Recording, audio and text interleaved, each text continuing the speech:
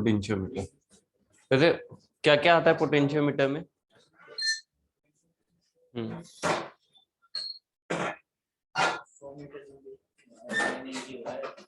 100 metre.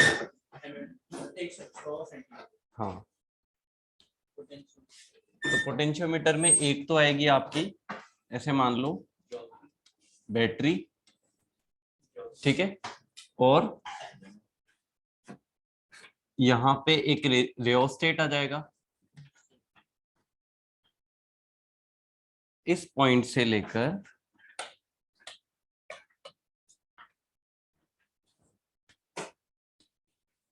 एक आपका 1 metre लंबा ये वायर आ जाएगा।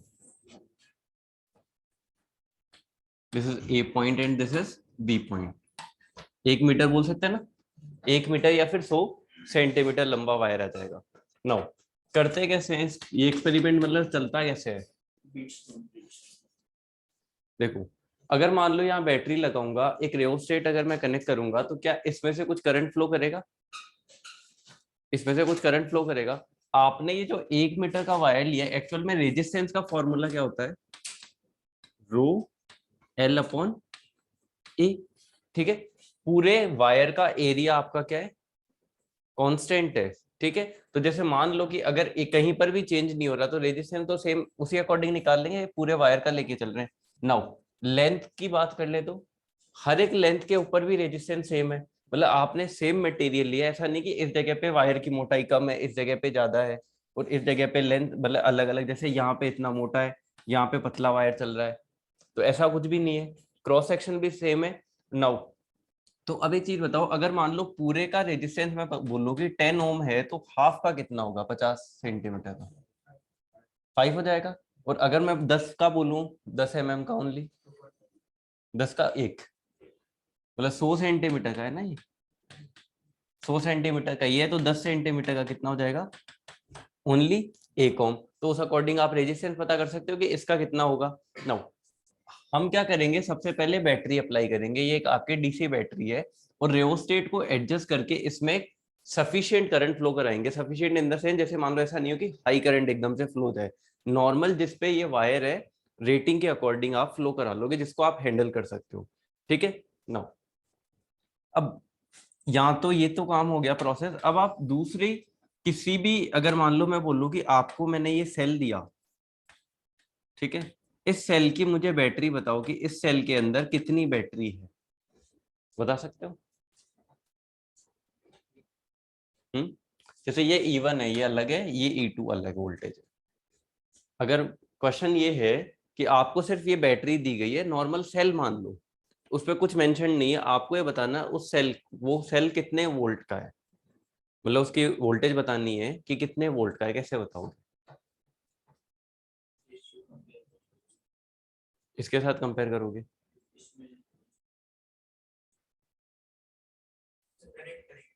इससे कनेक्ट करेंगे, जैसे डीसी वोल्टेज है ये। आप एक काम करो,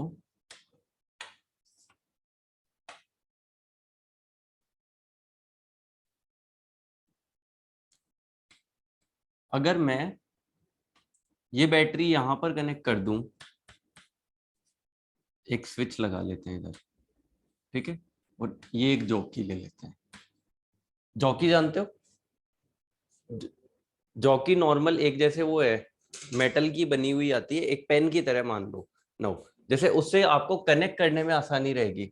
आगे क्या है उसका, ऐसे शेप ऐसे कुछ रहती है, तो आप इस पॉइंटर को क्या वायर पे रख सकते हो, ठीक है। बेसिक थिंकिंग हमारी यही है। जॉकी का मतलब ये मान लो वायर ले लो, अगर आपके पास जॉकी नहीं है तो आप वायर को ही ले लो, वायर को ही आप हाथ से पकड़ के रख के भी काम चला सकते हो, ठीक है। जॉकी से ही क्या होगा कि मतलब डायरेक्टली मतलब जो कनेक्शन है वो आपका सही से पुट हो सकता है। नाउ अब एक काम करो, पहले आपने क्या करना है, इस वाले स्विच को, जैसे एक यहाँ पे भी हम स्विच लगा लेते हैं, एक स्विच में यहां लगा दिया, this is K1 and this is K2 E2। K1 को सबसे पहले मैंने क्या किया, क्लोज किया। जैसे ही मैं K1 को क्लोज करूंगा, करंट फ्लो होना स्टार्ट हो जाएगी, ठीक है, करंट इसमें से फ्लो होगी। अब आप इस रेस्पॉन्स को कैसे चेक कर सकते हो कि करंट फ्लो हो रही है या नहीं? एक मीटर लगा दो, यहाँ कनेक्ट कर दो या यहाँ कहीं कनेक्ट कर दो। तो इधर कहीं मैं मीटर कनेक्ट कर सकता हूँ, यहाँ कर देता हूँ। अगर जैसे आपको, या आपके ऊपर है, करो तो कर सकते हो, नहीं तो एक बार जैसे आपने एडजस्ट कर दिया कि भाई रियोस्टेट इतने पे सेट रहता है हमारा, जैसे आपके पास में फिक्स है ये ऊपर वाला तो आपके पास ऑलरेडी प्रेजेंट है, तो आप एक बार फिक्स भी कर दोगे तो भी आपको ये गैल्वेनोमीटर या कोई मीटर लगाने की जरूरत नहीं है। वैसे गैल्वेनोमीटर क्या होता है?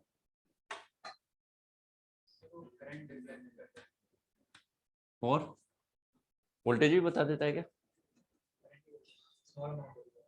हम्म,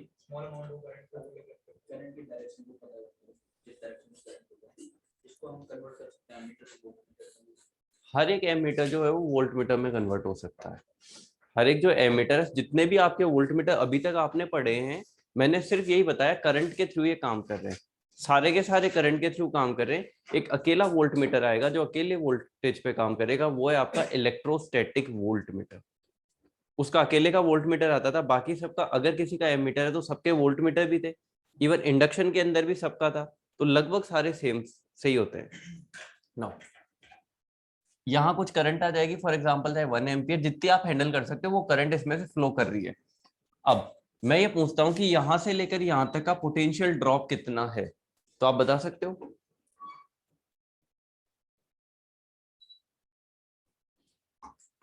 बता सकते हो या नहीं? यहां से लेकर यहां तक का पोटेंशियल ड्रॉप कितना है? पोटेंशियल ड्रॉप का मतलब वोल्टेज। जैसे यहां से लेकर यहां तक का बता सकते हो, ए से लेकर बी पॉइंट तक का। नीचे वाले को भूल जाओ एक बार, आई इंटू आर करते हैं। इस वायर का रेजिस्टेंस आपको पता होगा, R equal to rho L upon A, या तो वो फिक्स होगा हमेशा के लिए। नाउ आपको आई को इस वाली लेंथ के साथ या इस वाले रेजिस्टेंस के साथ मल्टीप्लाई कर दो। अगर हाफ का देखना है वोल्टेज ड्रॉप तो हाफ को मल्टीप्लाई कर दो रेजिस्टेंस को। अगर इतने से का देखना है तो आई इंटू आर, इस वाले वायर का रेजिस्टेंस चेक कर लो, वो इसके अक्रॉस पोटेंशियल ड्रॉप होगा, वोल्टेज होगा, यही होगा। और पोलैरिटी किधर पॉजिटिव आएगी? जिस साइड से करंट एंटर कर रही है वो क्या होता है? पॉजिटिव। तो करंट इधर से एंटर करेगी तो ये वाला पॉजिटिव और ये वाला नेगेटिव हो जाएगा। ये क्लियर है? नो, अब इसमें क्या करेंगे, जैसे मान लो ये वाला तो आपका हो गया, करंट भी आपने यहाँ पे फ्लो करवा दी। अब आपको क्या करना है, ये आप दूसरी बैटरी जिसका आपको वोल्टेज मेजर करना है वो आप लेकर आए। अब की 1 को तो पहले ही आप क्लोज कर चुके हो, ठीक है, पूरी करंट वगैरह देख ली। अब आप क्या करो, की 2 को क्लोज करो। ये क्लियर? की 2 को अब आपको क्या करना है? क्लोज करना है। अभी जॉकी मैंने टच नहीं करी, और एक आप यहाँ पे गैल्वेनोमीटर लगा लो, ठीक है। नाउ जॉकी को यहां से लेकर यहां तक आपको मूव करना है। तो अब जैसे मान लो आप इस पोजीशन पे जाओगे तो रेजिस्टेंस जैसे मान लो यहां से लेकर यहां तक का काउंट होगा। अगर आपने इसको यहां से कनेक्ट किया तो यहां से लेकर यहां तक का ही काउंट होगा, पाथ ऐसे कंप्लीट होगा। अगर यहां से कनेक्ट किया तो ये वाला पाथ होगा, तो रेजिस्टेंस इतना काउंट होगा। तो कौन से वाले में कम रेजिस्टेंस है, कौन से वाले में ज्यादा रेजिस्टेंस है? लेफ्ट वाले में कम है, राइट वाले में ज्यादा रेजिस्टेंस है। नाउ जब मैं मान लो इस पोजीशन पे जॉकी को कनेक्ट करता हूं, ठीक है, तो करंट कैसे फ्लो करेगा? ऊपर वाले का तो कर रहा है, नीचे वाले का?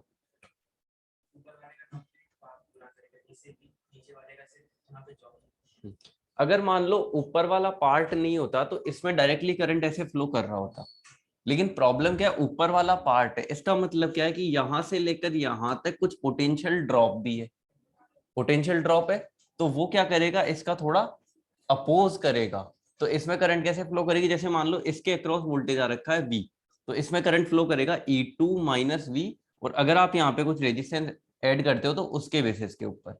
ये क्लियर है? नाउ तो ये वोल्टेज इसका हमेशा अपोज कर रहा होगा, तो करंट हमेशा E2 माइनस V के बेस पे ही फ्लो करेगा। जो I आता है उसके लिए जो वोल्टेज होगा हमेशा E2 माइनस V होगा।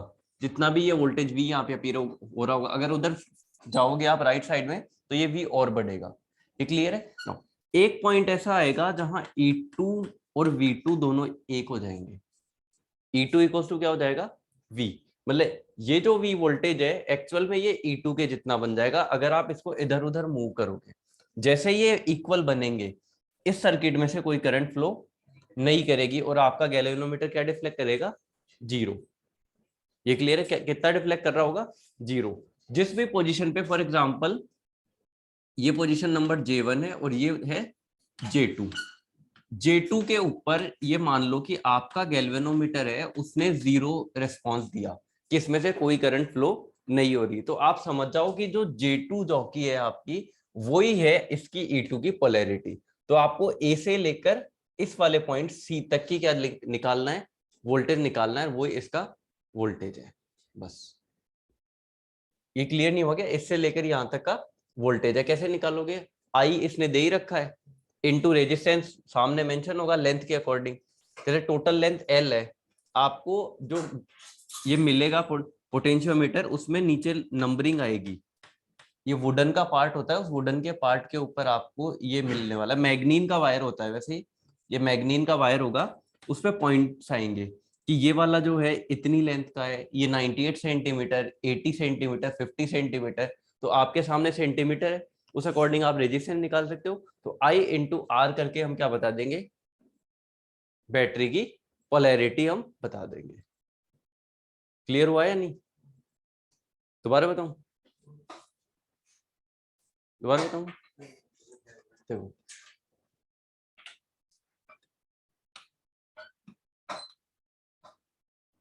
नो,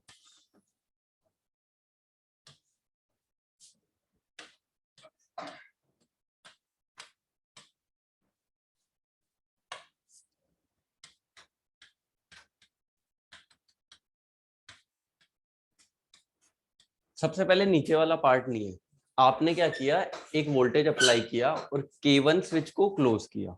जो स्विच है आपका उसको क्लोज किया। एक रेओस्टेट लगा हुआ है, रेओस्टेट क्या करता है? करंट को कंट्रोल कर सकता है। तो आप क्या करोगे? रेओस्टेट को एडजस्ट करके आप अपने अकॉर्डिंग करंट कर लोगे, जिस करंट को आप हैंडल कर सकते हो। ये आपने सबसे पहले करंट ले लिया। नाउ अब करंट की डायरेक्शन ये है।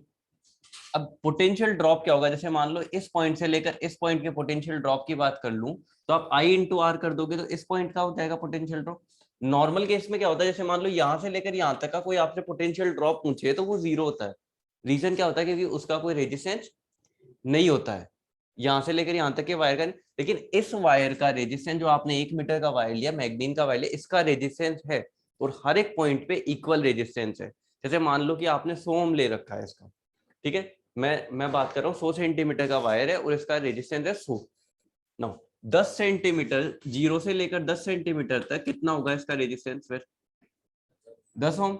अगर मैं 48 सेंटीमीटर तक बात करूं, 48, नाउ अब मैं बात कर लेता हूं 50 सेंटीमीटर, तो ये है, और ये है 60 सेंटीमीटर। इन दोनों के बीच में कितना रेजिस्टेंस हो?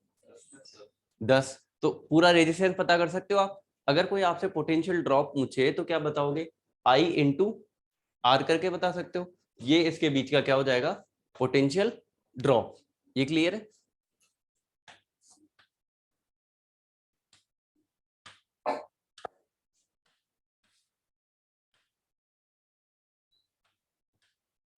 नो, अब आपको क्या करना है? इसमें से करंट फ्लो कर गई। अब आप क्या करोगे? जो K2 जॉकी है उसको क्लोज करोगे, मतलब K2 स्विच को, सॉरी, K2 स्विच को क्लोज करोगे, और ये आपकी क्या है? जॉकी। इसको J1 नाम दे लेते, J नाम दे लेते हैं, जॉकी। इस जॉकी को क्या करना है? आपको इस वाले जो रेजिस्टेंस है उस पर मूव करवाना है, और जिस भी जगह आपको 0 पॉइंटर मिल जाए, वही आपका एग्जैक्टली क्या होता है? E2। कैसे होता है? जैसे मान लो कि जब मैं इस वाले पोटेंशियल पे जाऊंगा, ठीक है, नो, ये जॉकी है, मैं यहां ले गया J1 के ऊपर, तो यहां से लेकर यहां तक का कुछ ड्रॉप इसकी वजह से भी हो रहा होगा।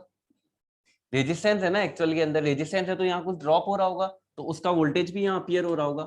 जैसे मान लो कि 5 वोल्टेज यहां से लेकर यहां तक में अपीयर हो रहा है, ठीक है, 5 वोल्टेज अपीयर हो रहा है। तो ये जो 5 वोल्टेज है, इस E2 का सपोर्ट करेगा या अपोज करेगा या न्यूट्रल रहेगा?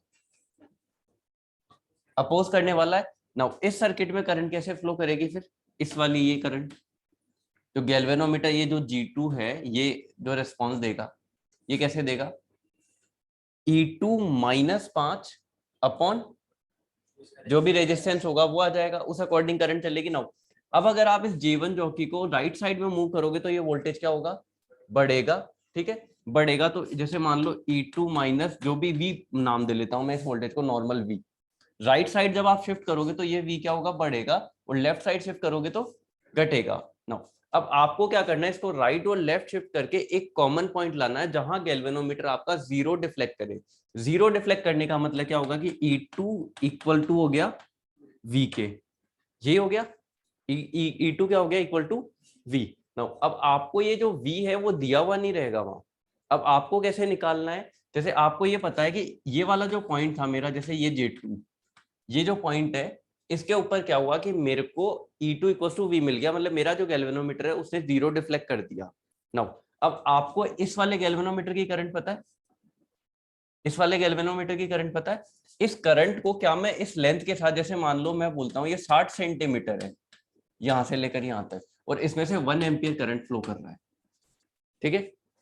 आप क्या करोगे, इस 1 एम्पियर करंट को इस 60 वाले 60 सेंटीमीटर के साथ मल्टीप्लाई कर दो। जैसे पूरे का 100 ओम रेजिस्टेंस है तो 60 सेंटीमीटर का कितना हो जाएगा, 60 हो जाएगा। तो 1 इंटू 60 60 वोल्ट। तो इस वाली बैटरी का कितना वोल्टेज है, 60।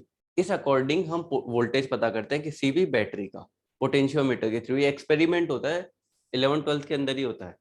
आप लोगों ने किया है क्या, उसमें डिप्लोमा में भी किया होगा, वही होता है ये, नहीं किया, 12th में किया था, हाँ 12th के अंदर होता ही है।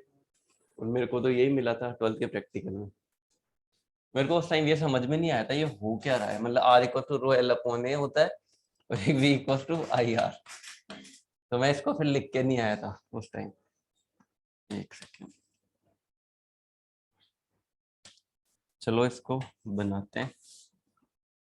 पहले ऊपर वाला एक काम करो, फिर अलग से या तो बना लो।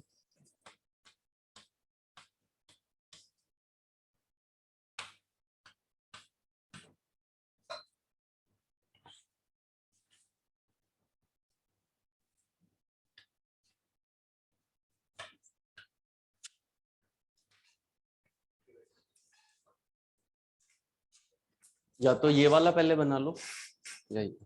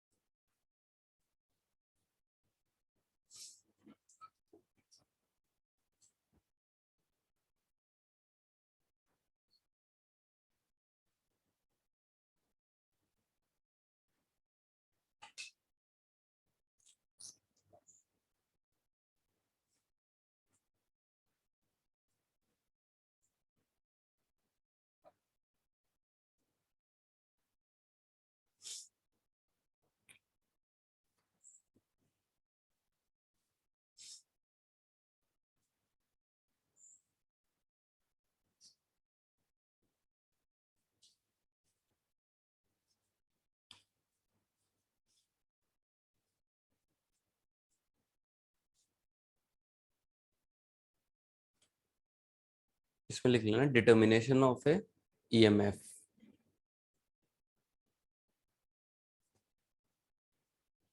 ईएमएफ कैलकुलेशन ऑफ सेल ऐसे लिख सकते हो।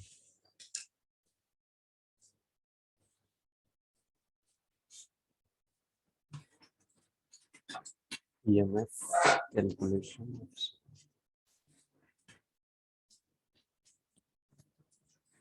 बोल रहा हूँ ऐसा लग रहा है यार कानों में पानी भरा हुआ है। हम्म,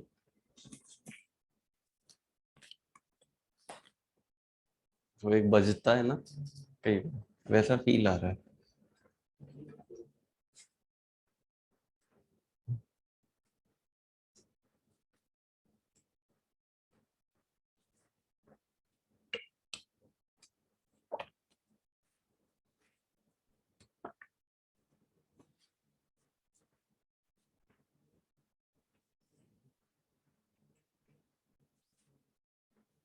अब आप ये सोचो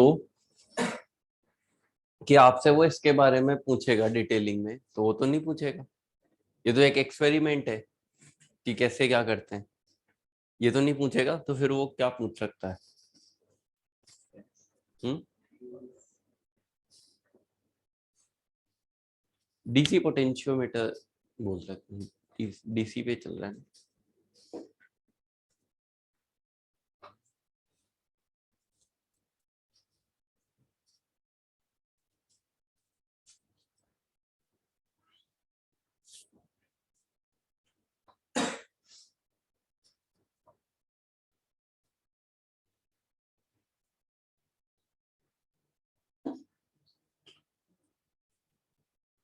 R equal to rho L upon, rho क्या होता है?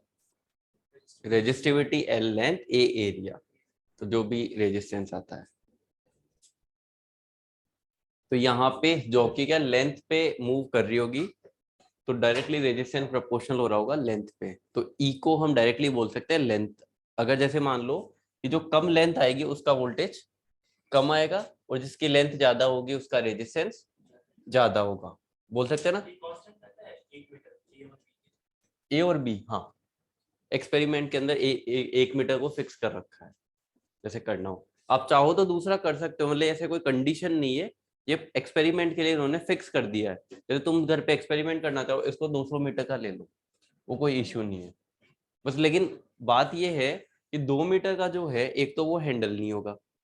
इसका सबसे जो बेस्ट पार्ट आता है वो आता है जैसे 100 सेंटीमीटर, जैसे 1-1 सेंटीमीटर के अकॉर्डिंग आप डेटा ले सकते हो। 200 लेने के बाद में आप इक्वली डिवाइड नहीं कर सकते, पहली चीज तो ये हो जाती है। कम लेने पे भी दिक्कत आती है। और 200 मीटर, मतलब सॉरी 2 मीटर जब आप लोगे तो थोड़ी लेंथ बड़ी होती है 2 मीटर की। 1 मीटर को आप यहाँ से लेकर यहाँ तक में खुद से एक जगह पे रह के भी काम कर सकते हो 1 मीटर के अंदर, तो इसलिए थोड़ा बेस्ट पार्ट है, कन्वीनियंट के अकॉर्डिंग है ये, रूल नहीं है, चाहो कर सकते हो। ये हो गया। तो ये क्या डिटर्मिनेशन ऑफ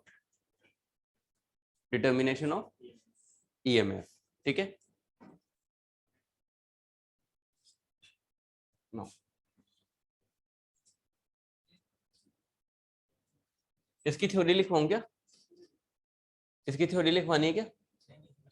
मतलब समझते होगे ना ये क्या किया है हमने एक्सपेरिमेंट। सबसे पहले K1 को क्लोज किया, एक sufficient amount of current flow करवा ली फर्स्ट गैल्वेनोमीटर से, ठीक है। फिर सेकंड पार्ट में क्या किया हमने, K2 स्विच को क्लोज किया। K2 को जैसे ही आप क्लोज करोगे और जॉकी को मूव करना स्टार्ट करो, जिस भी पॉइंटर पे गैल्वेनोमीटर 0 डिफ्लेक्ट कर दे, वही E2 की वोल्टेज है। जैसे E2 कैसे निकलेगा, आप ये याद रखो, E2 इक्वल टू, एक तो G1 की वैल्यू, मतलब यहां से आ जाएगी। जैसे G1 मान लो करंट I1 आपको दे रहा है galvanometer first, so this is I1, ठीक है। नाउ इनटू रेजिस्टेंस, तो रेजिस्टेंस प्रोपोर्शनल होता है लेंथ के, तो क्या मैं डायरेक्टली एक बार लेंथ लिख दूं, ठीक है। मतलब कोई भी अगर लेंथ आ रही है, जैसे मान लो इस वाली लेंथ पे L1 पे जहां पे भी वो आ गया, वो आप या तो रेजिस्टेंस पुट कर दो, और वो एक्चुअल में लेंथ के ही प्रोपोर्शनल है, तो ऐसे बोल सकते हो E2 directly proportional to I1, तो सब में सेम है, R के प्रोपोर्शनल आता है, तो वो लेंथ के आ जाएगा। जो ये वोल्टेज है वो लेंथ के प्रोपोर्शनल है, लेकिन मिलेगा कहां, जब E2 equal to I1 R1 होगा किसी एक जॉकी के पॉइंट पे, ये ठीक है। कंपैरिजन ऑफ ईएमएफ, तो कंपैरिजन कर सकते हो कौन बड़ा है कौन छोटा। जैसे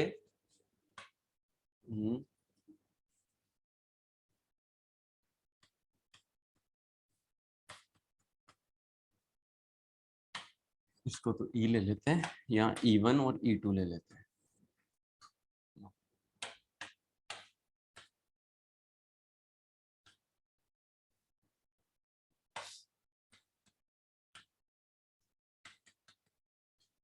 एक दो आपने वोल्टेजेस लिए, एक E1 एक E2, कंपेयर कर रहे हैं हम। तो कैसे कंपेयर करोगे, जैसे मान लो पहले E1 को कनेक्ट किया, ठीक है। तो E1 का मान लो कि इस पॉइंट के ऊपर ये L1 लेंथ है, यहां से लेकर यहां तक, इस पॉइंट के ऊपर E1 ने डिफ्लेक्ट करा दिया आपको, ठीक है, 0 दे दिया, मतलब जो गैल्वेनोमीटर लगा हुआ है वो उसने क्या दे दिया, 0 आपको दे दिया। नो, जब आपने E2 से इसको कनेक्ट किया, तो ये जो लेंथ है यहाँ पे आके गैल्वेनोमीटर ने L2 लेंथ के ऊपर क्या दिया, 0 डिफ्लेक्ट दिया। तो कौन से का वोल्टेज ज्यादा है, कौन से का कम, बता सकते हो?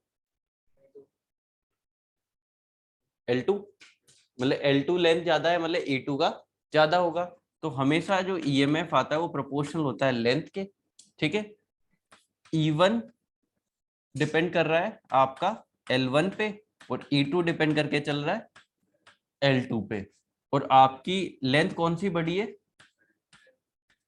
L2, यहाँ से लेके ए पॉइंट से लेकर यहाँ तक L2 होगी ना, तो कौन से का वोल्टेज ज्यादा होगा, E2 का ज्यादा होगा। So therefore E2 greater than E1। और अगर आप रेशियो लेना चाहो तो आप डायरेक्टली ले सकते हो E2 upon E1 equals to L2 upon L1। अब यहाँ से चाहे इक्वल वाला पार्ट आ जाता है, मतलब I R इनका कोई इफेक्ट नहीं पड़ना है, मतलब जो आर आर में तो एल है, मतलब रो ए, रो तो सेम है, रेजिस्टिविटी सेम है, एरिया भी पूरे वायर का सेम है, ठीक है, लेंथ पे इफेक्ट पड़ रहा है, करंट भी आपकी V equal to I R में सेम थी, ठीक है, तो ईएमएफ डायरेक्टली प्रोपोर्शनल टू ये आ जाता है। Comparison between two cells, comparison between two sales.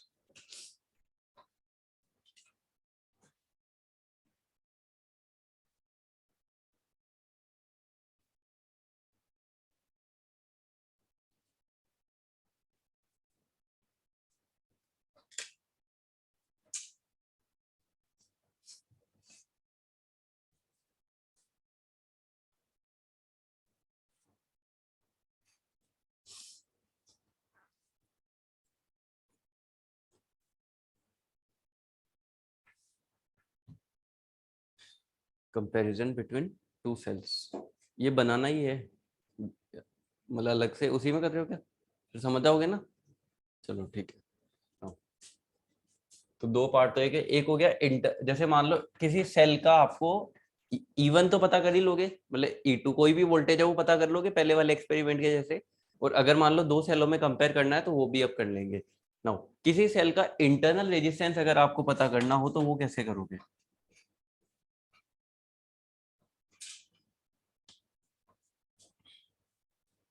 किसी भी सेल का इंटरनल रेजिस्टेंस अगर पता करना हो तो वे वो कैसे करेंगे? हम्म,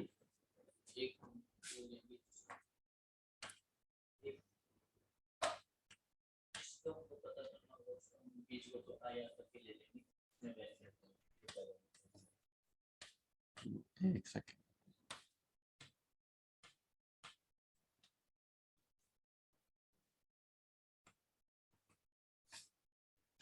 जैसे ये वोल्टेज है, इसको आपने कनेक्ट कर रखा है, मतलब की नहीं लगा रहा मैं भी।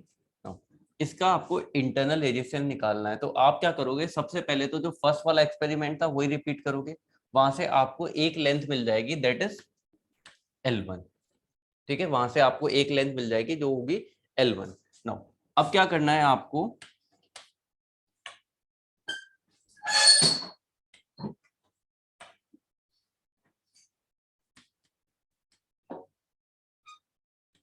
एक रेजिस्टेंस यहाँ पे पुट करना है इसके पैरेलल में, और एक स्विच के थ्रू लगा दो इसको।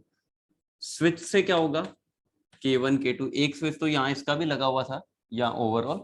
नाउ इस स्विच से क्या होगा, जैसे एक स्विच यहाँ भी लगा ही लो, चलो, वरना तुम सोचोगे वो कहाँ गायब हो गया। वो K1 है, ये K2 मान लो, एंड दिस इज K3। सबसे पहले K1 को क्लोज कर दोगे, ये नॉर्मल करंट फ्लो करा दोगे आप, फिर K2 को क्लोज करके एक L1 लेंथ पे गैल्वेनोमीटर में जीरो डिफ्लेक्शन फाइंड आउट कर लोगे। ये क्लियर है ना? फिर क्या करोगे आप, इस K3 स्विच को ऑफ करोगे, मतलब सॉरी क्लोज करोगे। क्लोज करने के बाद में आपको एक और लेंथ मिल जाएगी, मतलब गैल्वेनोमीटर कहीं और अब डिफ्लेक्ट कर रहा होगा, वो आपकी लेंथ क्या होगी, L2। वो लेंथ क्या होगी, L2। जो रेजिस्टेंस आप यहाँ पुट कर रहे हो उसकी वैल्यू आपको ऑलरेडी पता होगी, ठीक है, तो एक रेशियो फॉर्मूला से आएगा कि जैसे जो small r upon capital R है वो आपको मिलेगा L1 minus L2 upon L2। इससे आपको इंटरनल रेजिस्टेंस मिल जाएगा। ये जो फॉर्मूला है डायरेक्टली अप्लाई करना, small r upon capital R equal to L1 minus L2 upon L2। L1 क्या है, इस वाले की वजह से आया, जो E1 की वजह से आया ऑलरेडी। जो L2 लेंथ है वो किसकी वजह से आई है, जब रेजिस्टेंस को भी आपने सेकंड पार्ट में कनेक्ट किया था उसकी वजह से जो लेंथ आई है वो है, ठीक है। ये क्वेश्चन पूछता नहीं है वो वैसे ज्यादा, क्योंकि बहुत ज्यादा ऐसे डिफिकल्ट हो जाता है, उसको लैंग्वेज भी बहुत लंबी बनानी पड़ती है, तो बेसिक नहीं आता है। बाकी अगर आ जाए तो डायरेक्टली अप्लाई करना है बस फॉर्मूला, दो लेंथ का माइनस किया, रेशियो ले लो, खत्म। आर आपको देगा वो, और ये लेंथ भी आपको देगा, तो कुछ सोचना ही नहीं है, डायरेक्टली बस पुट करो और आंसर, ठीक है।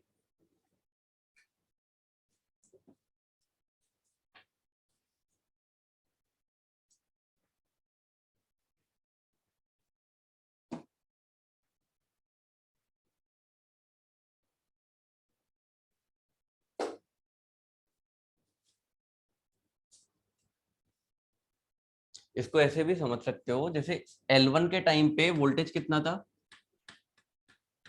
इवन इवन था। और L2 के टाइम पे कोई अननोन वोल्टेज मान लो V अपीयर हो रहा होगा, मतलब इसकी वजह से कुछ एक्स्ट्रा इफेक्ट तो डलेगा ना इस वोल्टेज के ऊपर। रेजिस्टेंस अगर आपने पुट कर दिया है तो वोल्टेज अलग आएगा।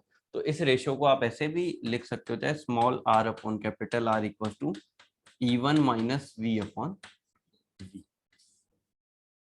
जो V है वो मतलब सेकेंड टाइम पे वोल्टेज आएगा वो अलग आएगा, क्योंकि आपने कुछ रेजिस्टेंस पुट किया है ना।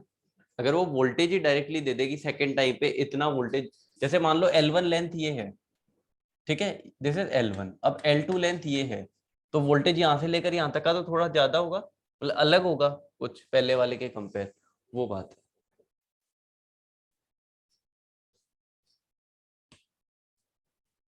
Finding of unknown resistance.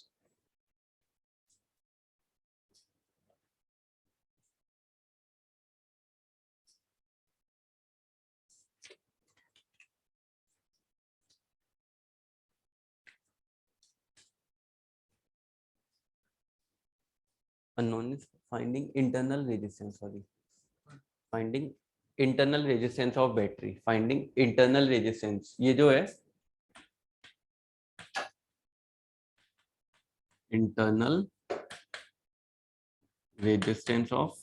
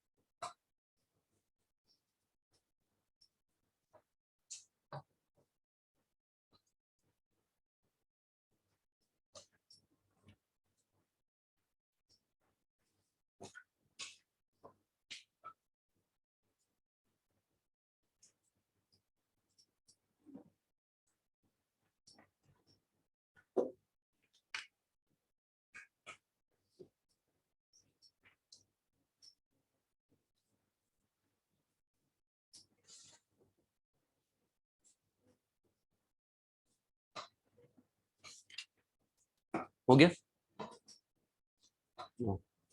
ये तो वोल्टेज को फाइंड आउट करना हो गया पोटेंशियोमीटर से। पोटेंशियोमीटर का 12 तक आता है, यहाँ नहीं पूछा जाता है बेसिकली, और ये एक्सपेरिमेंट है।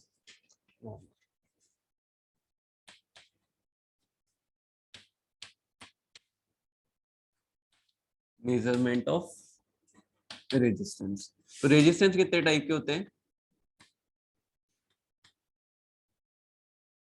3 टाइप में रेजिस्टेंस को डिवाइड किया गया है, एक लो रेजिस्टेंस, एक मीडियम, एक high resistance. No, low resistance कौन कौन से होते हैं? लो रेजिस्टेंस जो लेस देन 1 ओम से नीचे आ जाए। 1 ओम से जितने भी छोटे रेजिस्टेंस हैं वो सारे क्या होंगे? लो रेजिस्टेंस होंगे। और 1 ओम से लेकर 100 किलो ओम तक के जो रेजिस्टेंस आएंगे वो क्या होंगे? मीडियम के अंदर। 100 किलो ओम को और कुछ भी लिख सकते हैं क्या? मेगा में अगर आए तो, जैसे मैं बात करूं कि 0.1 मेगा ओम, ये क्या है, मीडियम है या हाई है? वही है ना। तो कई बार मेगा में भी वैल्यू आ जाती है 0.1 मेगा ओम। मतलब मेगा में 10⁻⁶ होता है, 3 को इससे गुणा करोगे तो पॉइंट, 1 जीरो तो पॉइंट हटाने में चल जाएगा, 2 जीरो 100 बना देंगे। तो बात एक ही है ना, चाहे ये बोल लो चाहे ये बोल लो। और हाई रेजिस्टेंस जो ग्रेटर देन 100 किलो ओम, या फिर इसको ऐसे ही बोल सकते हो, ग्रेटर देन 0.1 मेगा ओम। ठीक है, एम कैपिटल वाला लिखना है, स्मॉल एम मिली को रेफर कर जाता है।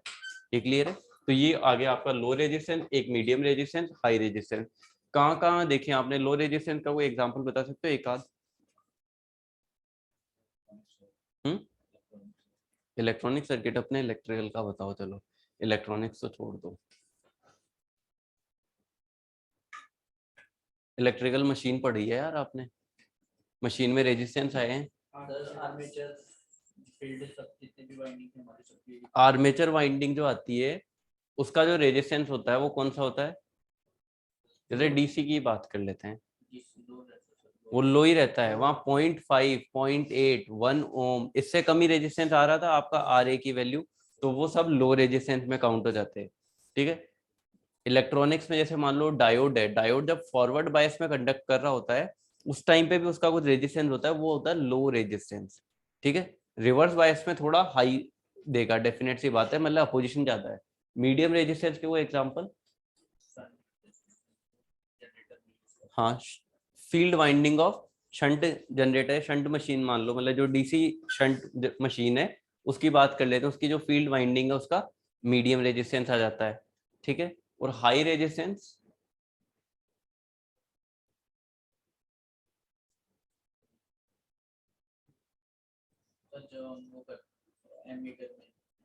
एमीटर में वोल्ट, वो तो अपन अलग से पुट करते हैं उसको, तो जाने दो।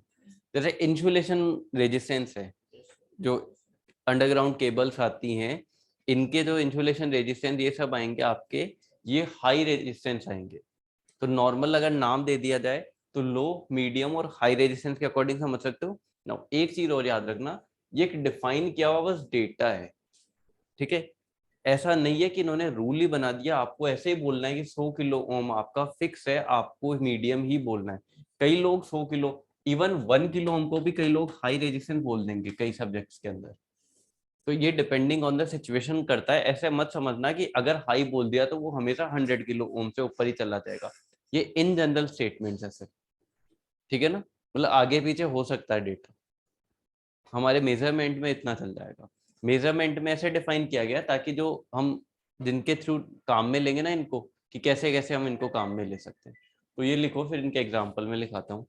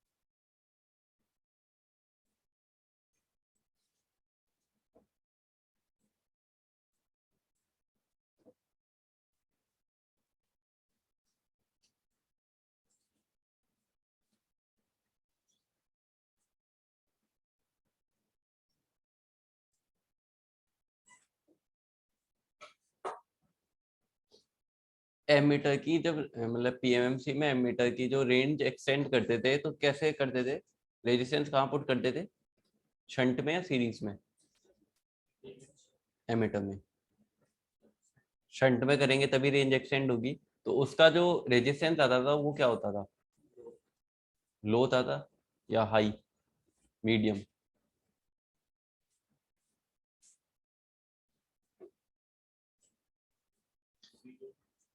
हम्म, भाई थोड़ा तो सोच के बताओ। देखो, एमीटर के साथ आप क्या करते थे, इसकी जब रेंज बढ़ाते थे एमीटर की, तो हम पैरेलल में एक रेजिस्टेंस लगाते थे, आरएसएच। इस आरएसएच की वैल्यू आपने ये भी देखा होगा कि लेस देन आती थी मीटर रेजिस्टेंस से। तो एमीटर की खुद की रेजिस्टेंस की वैल्यू कम होती थी, तो आरएसएस तो आपका बहुत ज्यादा कम आता था ना। ये तो एक्सपेरिमेंट करके भी हमने देखा, क्वेश्चन भी किया था ना इसका तो एक आध।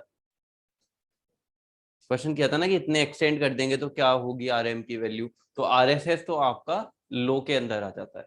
तो इसमें एग्जांपल लिखो लो रेजिस्टेंस में,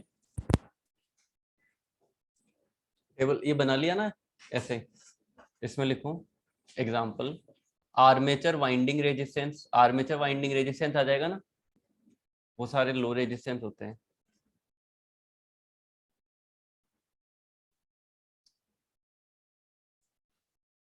shunt resistance of ammeter, shunt resistance of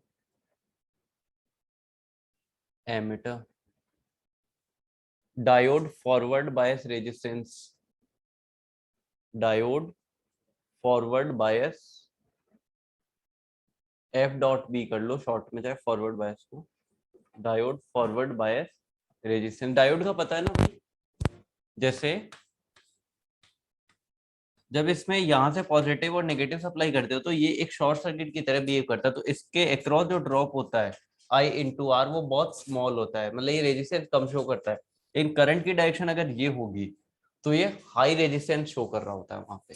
ठीक है, तो डायोड में दो क्वेश्चन बनते हैं, आप ऐसे डायरेक्टली नहीं बता सकते कि डायोड का रेजिस्टेंस हाई होता है या लो, वो बोलेगा फॉरवर्ड बायस में या रिवर्स बायस में, वो इलेक्ट्रॉनिक्स में भी क्लियर हो जाएगा आपके। ठीक है, diode forward bias resistance, link resistance, जितने भी लिंक काम में लिए ना, जैसे लिंक मैकेनिज्म या कोई लिंक के थ्रू आप जा रहे हो तो उसका रेजिस्टेंस भी आपको लो ही रखना है।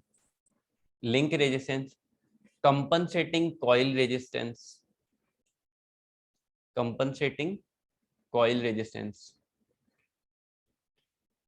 Compensating coil resistance. Compensating coil काम में ली थी, किसमें काम में ली थी? डीसी में। वो तो कंपनसेटिंग वाइंडिंग, कंपनसेटिंग कॉइल कहाँ काम में ली थी भाई? ये वाट मीटर था एक तरीके का, कौन सा था वो, वीए था या एवी था? वोल्ट मीटर एमीटर या एमीटर वोल्ट मीटर, दोनों में से एक कोई सा था, कौन सा था? Ammeter volt meter method, ammeter volt meter method ऐसा नहीं था क्या? यहाँ आपकी करंट कॉइल थी और यहाँ पर आपकी का पोटेंशियल कॉइल थी, तो इसके ऊपर एक हमने अलग से कॉइल लगाई थी जो इसके फ्लक्स को रिड्यूस करे, वो कंपनसेटिंग कॉइल लगाई थी ना, तो भूलो मत यार। नाउ मीडियम रेजिस्टेंस में एग्जांपल लिखो, shunt field winding resistance, shunt field winding resistance, shunt field का वाइंडिंग रेजिस्टेंस हाई होता है, क्लियर है ना, 250 ओम 300 ओम ऐसा कुछ आता था। नाउ हीटर का कितना आता है? जैसे हीटर एलिमेंट जानते हो, हीटर में जो स्प्रिंग आती है आपकी, वो हाई में आएगा मीडियम में आएगा? मीडियम में आएगा। तो heater element, resistance of heater element, resistance of heater element, resistance of heater element, resistance of heater element. और अगर जैसे मान लो आपको किसी चीज का नहीं पता, जैसे इलेक्ट्रिकल एपरेटस के बारे में आपसे पूछ लिया जाए, जैसे आपके घरों में कोई काम आ रहे एपरेटस की बात कर रहा हूँ, तो आप लोग नॉर्मल काम में लेते हो, तो उनका रेजिस्टेंस आपको क्या मिलेगा? अगर आपको नहीं पता हो तो आप तुक्का मारो तो वो हमेशा मीडियम पे मारना, क्योंकि लगभग आपका एक से तो ज्यादा आएगा और 100 किलो ओम से किसी में ज्यादा नहीं मिलेगा। अगर देखो लो रेजिस्टेंस कहाँ आएगा? जहाँ बहुत ही ज्यादा कंडक्ट करवाना है, वो तो एक केस अलग हो जाता है। और हाई रेजिस्टेंस कहाँ जाएगा? जहाँ बहुत ही ज्यादा रोकना है, जैसे मान लो कि कंडक्ट करने से ही रोकना है, वहां पे वो काम आएगा। तो हम लोग हाई ना तो वोल्टेज से डील करते हैं कि कोई हमें कुछ इंसुलेशन पुट करना रहेगा इतना ज्यादा बीच के अंदर कि हमारा रेजिस्टेंस हाई होना चाहिए, हम ऐसे डील थोड़ी करते कि हाई वोल्टेज से या हाई करंट से। तो बेसिकली हमारा जो आता है वो मीडियम के अंदर ही आता है, तो इसमें लिख लो ऑल इलेक्ट्रिकल एपरेटस। एक और एग्जांपल, ऑल, हाँ मीडियम में, all electrical apparatus, all electrical apparatus. अब हाई रेजिस्टेंस में लिखूं insulation resistance of underground cable, insulation resistance of underground cable, insulation resistance of underground cable होगा ना उसका हाई। नेक्स्ट पॉइंट 2 में लिख लेना। Next point, insulation resistance of insulators, insulation resistance of insulators.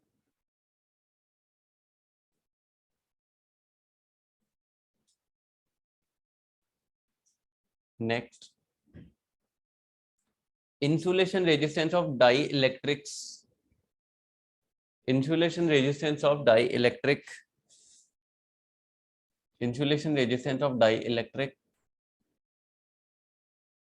Next, insulation resistance of transformer bushing, insulation resistance of transformer bushing, BUSHING, BUSHING। Bushing पता है ना, die electric भी जानते हो ना ये चीजें, बुशिंग नहीं जानते कैसे? तो ट्रांसफॉर्मर की कोर आती है, उसके ऊपर आपको वाइंडिंग मिल जाएगी, ठीक है। हम क्या डायरेक्टली तो इसको कनेक्ट करते नहीं है वायर के थ्रू, हम इसको टैंक में बंद रखते हैं कूलिंग पर्पस के लिए। तो यहाँ पे हम इसको बाहर लाके एक यहाँ पे कुछ लगा हुआ रहता है उसके साथ में बांध देते, और यहाँ से दूसरा वायर कनेक्शन होके जाता है। जैसे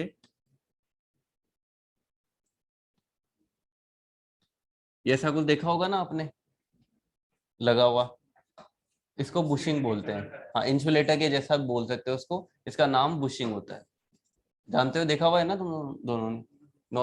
नॉर्मल ट्रांसफार्मर जहां से आप वायर बांध देते हो ना, जो पोर्शन है उसको बुशिंग बोलते हैं, नाम उसका बुशिंग है।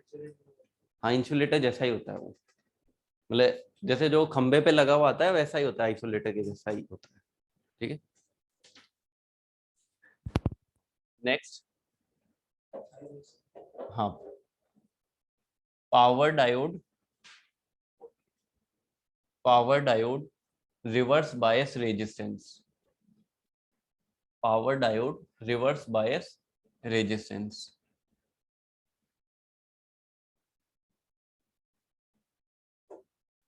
Power diode off reverse bias resistance. Next, series multi, power diode का पता है ना रिवर्स बायस में, पावर डायोड थोड़ा हायर रेंज पे काम करते हैं, रिवर्स बायस में उनका हाई होगा। एंड नेक्स्ट आएगा series multiply resistance of, series multiply resistance of, series multiply resistance of high sensitivity voltmeter, series multiply resistance of high sensitivity voltmeter. Voltmeter में जो कनेक्ट करते थे आप सीरीज में, उसकी वैल्यू हाई आती थी, ठीक है। ऐसा भी हो सकता है थोड़ा बहुत 100 किलो ओम के अंदर भी वो आ जाए, तो ऐसा नहीं, मैक्सिमम केसेस में थोड़ा हाई वो मिलने वाला है। और लिख लो एक और, input resistance of CRO, input resistance of CRO, CRO cathode ray oscillation, बाद में होगा ये। Next, input resistance of op-amp, input resistance of op-amp,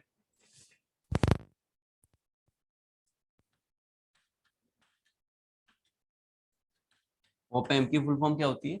operational amplifier, ये एनालॉग का पार्ट आ जाता है, ऑपरेशनल एम्पलीफायर।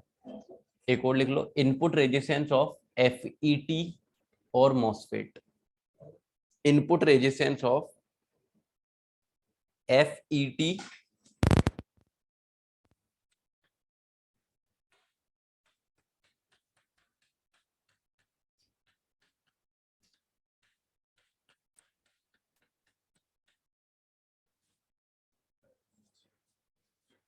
एफईटी होता है फील्ड इफेक्ट ट्रांजिस्टर, मॉसफेट होता है metal oxide semiconductor field effect transistor, ठीक है।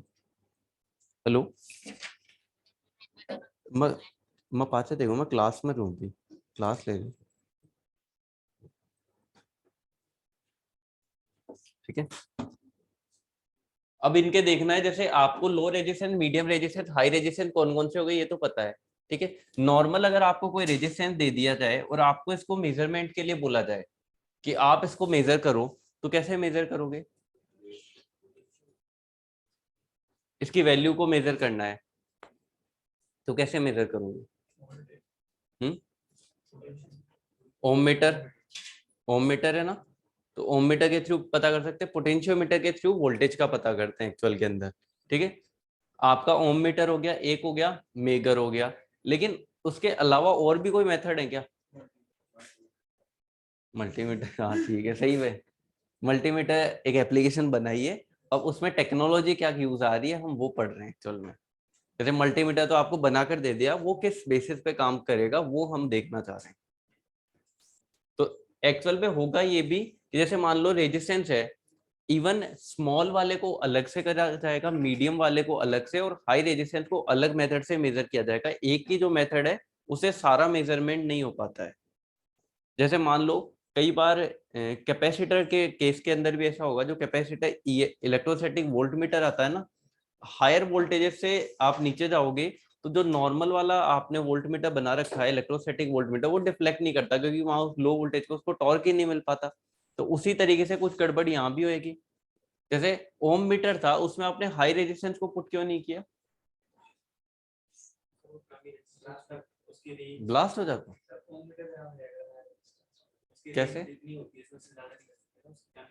प्रॉब्लम ये नहीं है, मतलब अगर आपने कनेक्ट करोगे तो वहां बैटरी की रेंज कम है, तो V अपॉन आर जो होगा करंट, वो ज्यादा फ्लो नहीं करेगा, वो तो बिल्कुल ही नहीं करेगा। तो आपका जो एमीटर है वो डिफ्लेक्शन ही नहीं दे पाएगा, करंट भी तो फ्लो ना चाहिए। इसीलिए तो हमने हैंड ड्राइवन जनरेटर उसमें काम में लिया, हमने थोड़ा बहुत वोल्टेज को वहां पे बढ़ाया था, ठीक है। उसी अकॉर्डिंग तो सबका कुछ ना कुछ केस अलग अलग होगा। हाई जनरेटर वो जो मेगा ओम वाला था, जो मेगर था, उसमें लो रेजिस्टेंस को कनेक्ट करोगे तो क्या इश्यू आएगा? हाई करंट फ्लो कर जाएगा, ठीक है। तो हर एक के लिए अलग अलग मेथड बन रखे हैं मेजरमेंट के। तो मेथड्स ऑफ मेजरमेंट है, मेथड्स ऑफ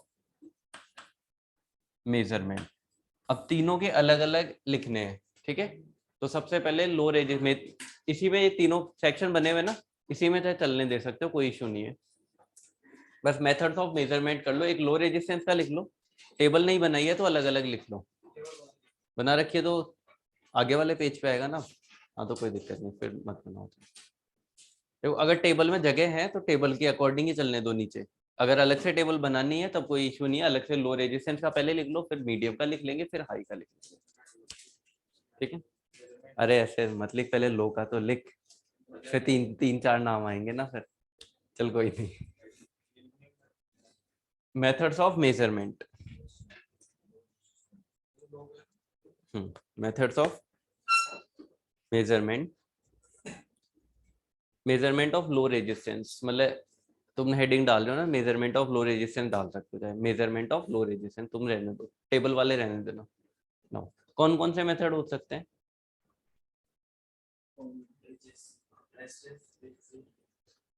स्मॉल को मेजर करना है, क्या एमीटर वोल्ट मीटर मेथड हो सकता है? एमीटर वोल्ट मीटर मेथड हो सकता है, नहीं हो सकता? नहीं हो सकता, बोलो। एमीटर वोल्ट मीटर मेथड क्या होता है? नहीं मैं बेसिक पूछ रहा हूँ, एमीटर वोल्ट मीटर क्या होता है मेथड? दो कॉइल है, एक तरीके से ऐसे मान लो आपने एक तो एमीटर पहले लगा दिया, एक वोल्ट मीटर, ये आपका कौन सा हो गया? Ammeter volt meter method. जैसे ईडीएम टाइप मान लो, ये करंट कॉइल है, ये वोल्टेज कॉइल है, या उसको छोड़ो, आपने सिंपल ईडीएम को भूल जाओ, दिमाग में बेसिकली क्या आता है, एमीटर वोल्ट मीटर को सोच के ईडीएम आता है कि करंट कॉइल वोल्टेज कॉइल। अब उसमें क्या होता है, वो पावर को डिफ्लेक्ट करता है। मैं बात कर रहा हूँ, आप सिंपल एक एमीटर उठा के लाए, सिंपल वोल्ट मीटर उठा के लाए, पहले एमीटर कनेक्ट किया, बाद में वोल्ट मीटर कनेक्ट किया, यहाँ पे लोड है और इस साइड आपका क्या है, सोर्स है। वोल्ट मीटर आपको वोल्टेज देगा इसका कुछ, एमीटर आपको करंट देगा इस सर्किट में। तो क्या हम resistance equal to V upon I करके बता सकते हैं सर्किट का? आ जाएगा। यही तो मेथड होता है। जैसे मान लो यहाँ से कि टोटल वोल्टेज अगर पता चल जाए, टोटल आई पता चल जाए, तो V upon I is resistance. तो एमीटर वोल्ट मीटर मेथड से भी हम निकाल सकते हैं। एमीटर वोल्ट मीटर मेथड पढ़ रखा है, रीडिंग कैसे देगा, बस आपको अब मीटर तो हमने पढ़ी लिया, सिंपली कनेक्ट करना है जाके। तो ये बनाने की जरूरत है या ऐसे समझ जाओगे?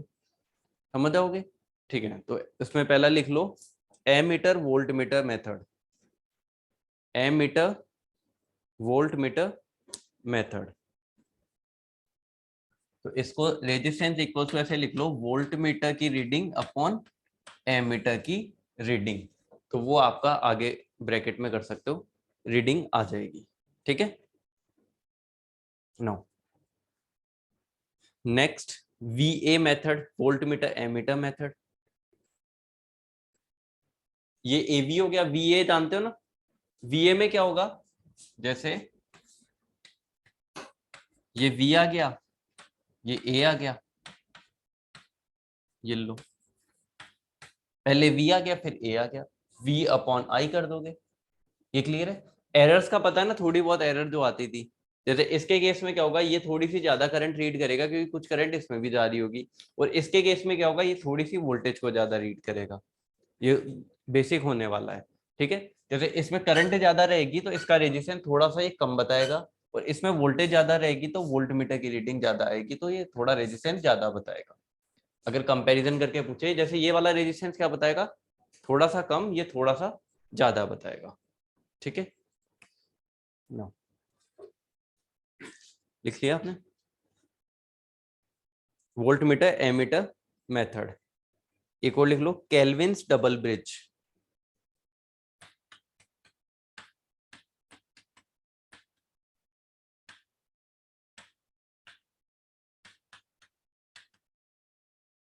केल्विन्स डबल ब्रिज, ये होता क्या है वो आगे देख लेंगे।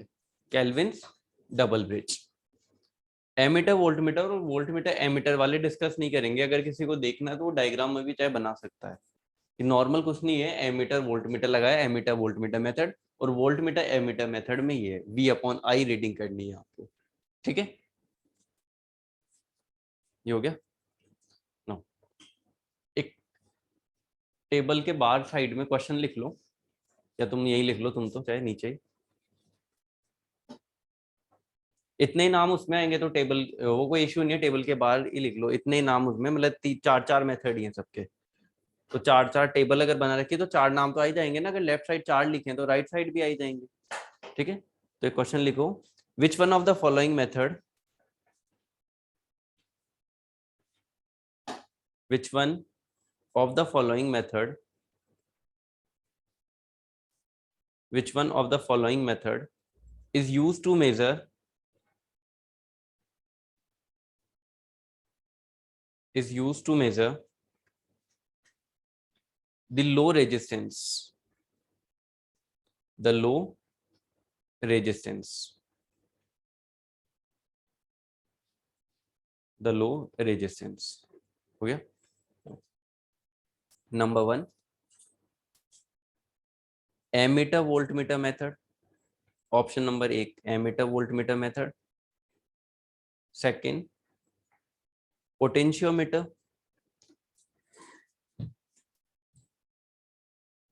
Potentiometer. Third Kelvin's double bridge, Kelvin's double bridge.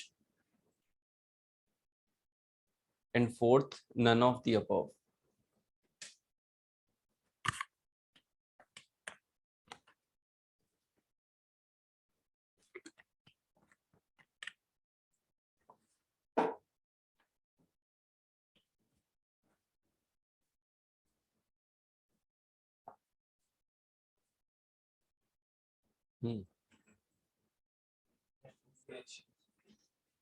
और जो पहला वाला option ammeter volt meter method और पोटेंशियोमीटर, एक्यूरेसी हाई है, लेकिन ये दोनों भी कर सकते हैं या नहीं कर सकते? उससे थोड़ी मतलब है, मेन पर्पज से थोड़ी। अब ऐसे तो मान लो कोई आदमी गाड़ी खरीद के खुद के पर्पज के लिए लाया, आज ओला में लगा दी, तो तुम बैठ के थोड़ी ऐसे मना थोड़ी करोगे मैं नहीं जाऊंगा, ये तो खुद के अलग पर्पज था इसका। इवन जो भी डिस्कवरी होती है, जैसे कोई भी चीज का एक चीज याद रखो, जैसे मैं इस पेन को नीचे फेंकूंगा तो ये गिर के आवाज करेगा, ठीक है। इसी आवाज को आजकल यूटिलाइज भी किया जाता है, इवन आजकल तो गानों में भी यूटिलाइज कर रहे हैं इन्हीं कुछ आवाजों को। हो सकता है कि किसी को जैसे मान लो कि बताना है तो नॉर्मल जैसे इसको मैं मारूंगा तो आवाज होती है, इस रिएक्शन को ही मैं काम करके लोग काम में लेते हैं ना, ऐसे करके किसी को जगाने के लिए, किसी को इंडिकेट करने के लिए। तो हर एक चीज का यूटिलाइजेशन होता है। मेडिकल फील्ड के अंदर भी काफी दवाइयों का इन्वेंशन ऐसे हुआ है, बनी थी किसी और चीज के लिए, काम आई किसी और चीज के लिए। मतलब हर एक चीज का एक रिएक्ट एक्शन होता है बस। जैसे मान लो कि कोई चीज है, कैफीन है, उसको लेने से क्या होता है, नींद उड़ जाती है, मतलब आदमी को नींद नहीं आती है, तो वो एक उसका इफेक्ट है, बस उसको लोग यूटिलाइज करते हैं, जिनको जागना होता है वो ले लेते हैं। अब जिनको नींद आती नहीं है वो नींद की गोली लेते हैं। तो किसके लिए क्या इंपॉर्टेंट, इससे मतलब नहीं है कि वो बना किसके लिए था, काम में तो वो आ रहा है। ऑप्शन तीनों सही है। काम में आप पोटेंशियोमीटर से भी ले सकते हो, एमीटर वोल्टमीटर मेथड से भी आप मेजर कर सकते हो, और केल्विन डबल ब्रिज से भी ले सकते हो, तो नन पे तो जाना ही नहीं है। अब बात जब तीनों ऑप्शन सही हो जाते हैं तो वहां पे बेस्ट को चूज करने की आ जाती है, ठीक है। तो अगर बेस्ट को सेलेक्ट करना है तो एक्यूरेसी के मामले में केल्विन डबल ब्रिज सबसे बेस्ट रहेगा, क्योंकि ये जो दोनों हैं ये थोड़ी बहुत एरर देने वाले पोटेंशियोमीटर भी आपके एरर देगा। रीजन क्या है, क्योंकि वो तो एक वैसे एक्सपेरिमेंट टाइप पूरा का पूरा डब्बा है। अब इतना बड़ा जब आप सेटअप लगाते हो तो उसमें तो गलती होने के चांसेस पूरे के पूरे हैं। नेचर में ओपन है वो, तो उसमें तो कई इफेक्ट आने हैं, तो वो तो एक्यूरेट बिल्कुल ही नहीं होना है आपका। तो इसका ऑप्शन कौन सा सही होगा, केल्विन डबल ब्रिज। तो जो मेथड में केल्विन डबल ब्रिज लिखा है उसमें लिख लो मोस्ट एक्यूरेट। जो केल्विन डबल ब्रिज है वो मोस्ट एक्यूरेट मेथड है, मोस्ट एक्यूरेट।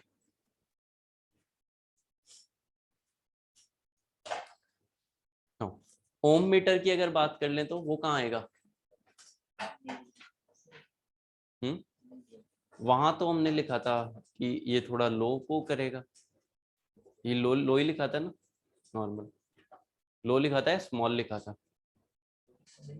लो ही लिखा था, दिखाई नहीं था क्या ओम मीटर के अंदर। तो वैसे ओम मीटर किसको करता है, लो को, मीडियम को, या हाई को।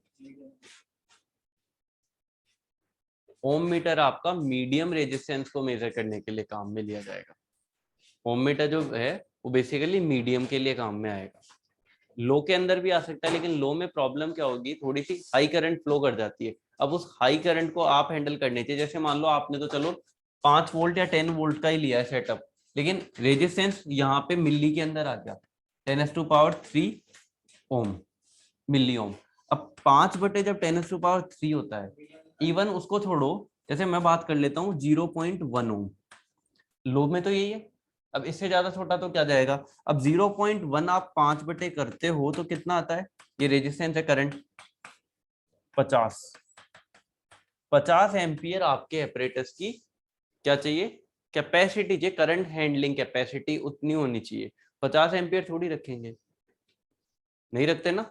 तो इसको जो भी आपका ये वाला मीटर है ये किसको काम मेजर करने के लिए काम आएगा, मीडियम रेजिस्टेंस को। इवन जैसे मान लो अगर आपने आके कनेक्ट कर दिया तो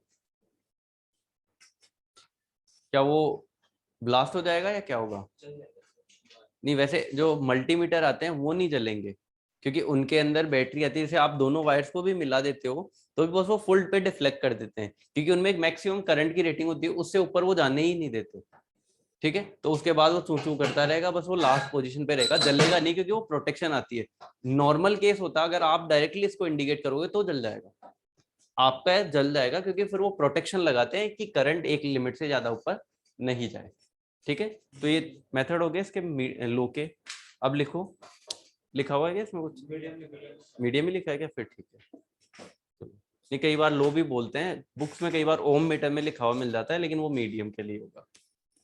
अब लिखो measurement of medium resistance, table बनी हुई है तो उसी में मतलब मीडियम में लिखना स्टार्ट कर देना। टेबल नहीं बना रखी है तो वैसे तुम हेडिंग डाल लो measurement of medium resistance, measurement of medium resistance.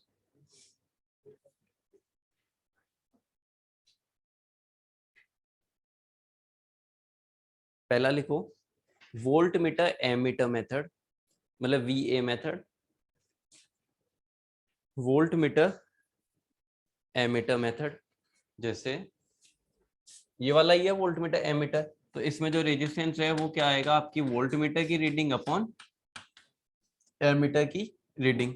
Volt meter की जो रीडिंग है उसके अंदर दो पार्ट आते हैं, जैसे IL मान लो, एक तो R जो भी आपका एमीटर का रेजिस्टेंस है प्लस लोड का, अपॉन एमीटर की रीडिंग। जैसे I एमीटर की IL ही होगी रीडिंग, IA मान लो या IL, जो भी लोड करंट है वही वो रीड कर रहा है। तो जो रेजिस्टेंस होगा वो कितना रीड करके बताएगा,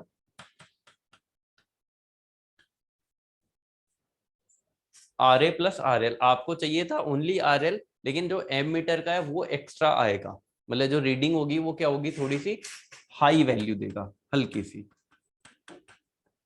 हाई वैल्यू। और मीडियम में ठीक है, हाई वैल्यू दे रहा है तो करंट तो थोड़ी कम फ्लो कर रही है, लो वैल्यू देता है तो करंट भी ज्यादा फ्लो करती है, इसलिए इसको प्रेफर करते हैं एमीटर वोल्ट मीटर की जगह पे। सिर्फ ये पार्ट लिख लेना, उसके आगे ही थोड़ा सा बस ब्रैकेट में से।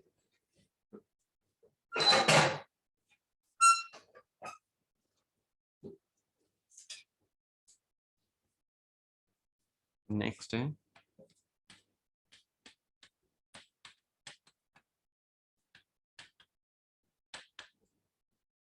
Substitution method. सब्स्टिट्यूशन मेथड क्या होता है वो एक बार देखेंगे आगे। सब्स्टिट्यूशन मेथड ये हो गया सब्स्टिट्यूशन मेथड। नेक्स्ट, मतलब सेकंड, हाँ मीडियम का ही है, मीडियम में सेकंड। पहला तो VA लिख लिया होगा, दूसरा सब्स्टिट्यूशन मेथड, और तीसरा ओम मीटर, OHM मीटर, ओम मीटर, ओम मीटर मेथड, ओम मीटर मेथड। और कौन सा आता है, एक बहुत ही फेमस है,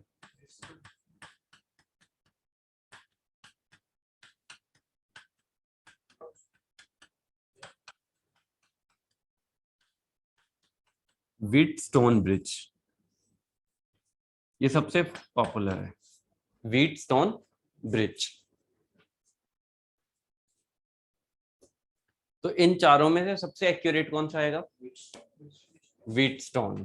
तो इसी के आगे लिख लेना मोस्ट एक्यूरेट। तो अगर ऑप्शन में ये चारों दिख जाए, सब्स्टिट्यूशन व्हीटस्टोन मीडियम के लिए, इवन VA मिल जाए या आपको ओम मीटर मिल जाए, तो टिक किस पे करना है, व्हीटस्टोन पे करना है।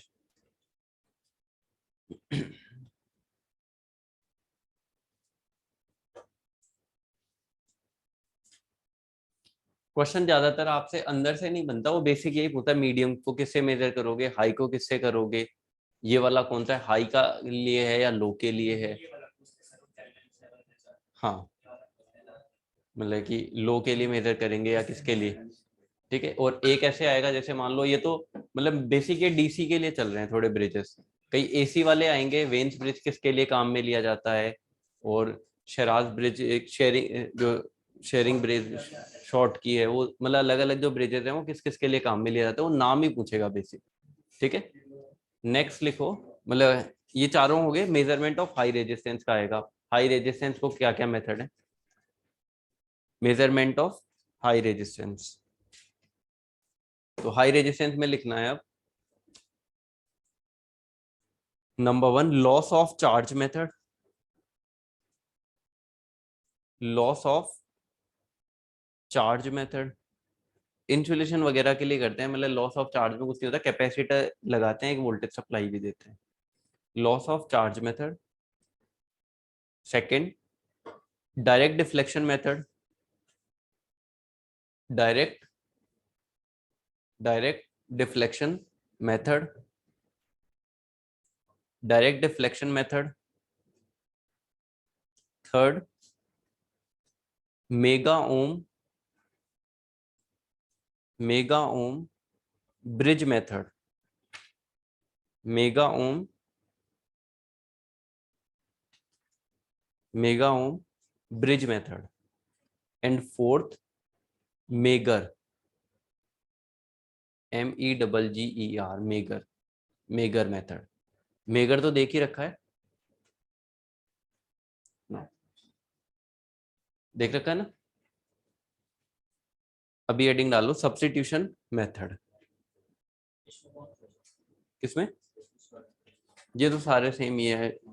देखो एक्यूरेसी की जरूरत कहाँ पड़ती है, एक चीज बताओ, जब आपकी वैल्यूज ऐसे चल रही हैं 0.001, यहाँ एक्यूरेसी मैटर करती है। जब बात आ जाती है मेगा ओम्स के अंदर, मेगा से ऊपर के अंदर चल जाती है, वहां एक दो ऊपर नीचे हो जाए कोई फर्क नहीं पड़ता है। ठीक है, तो मेनली जो जब वैल्यू छोटी होती है वहां एक्यूरेसी बहुत इंपॉर्टेंट होती है, बड़े के अंदर इतनी कोई ध्यान नहीं देता। जब आपको लाखों रुपए मिल रहे होते हैं, आप भी जीरो नहीं देखते कि 230 रुपए हैं या कितने, जब आदमी मांगता है 230 है, उसको छोड़ता नहीं है कभी। ठीक है, सब्स्टिट्यूशन मेथड, सब्स्टिट्यूशन मेथड।